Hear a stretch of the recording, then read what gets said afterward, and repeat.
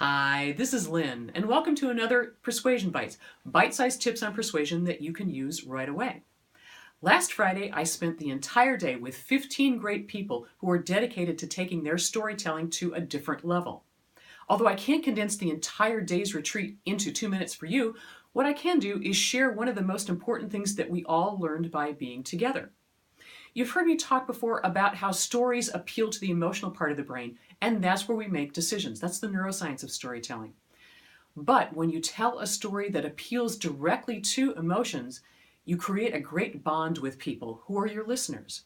So for example, if I were to tell you a story about driving to a client meeting and I was very nervous and I got so nervous that I pulled over to the side of the road and I had to take a couple of deep breaths, well, maybe that would interest you. Maybe you had that kind of experience or you've been nervous so much that you needed to stop what you were doing.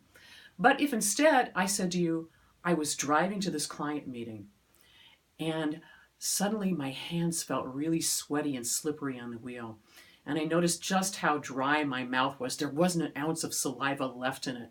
And my vision was starting to get a little blurry. So I pulled over to the side of the road and I needed to take a couple of deep breaths because I was that concerned about this client meeting and doing a good job.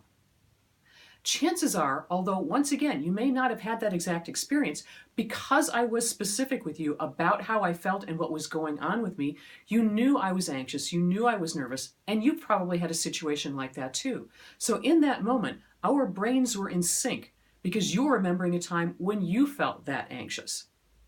So although the story was about me, it was also about you and bringing you in so that we were both in this thing together.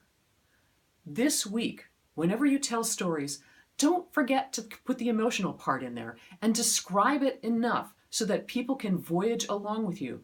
Because when you tell a story that includes other people and includes their emotions, you can become the most persuasive person in the room. Thanks for watching.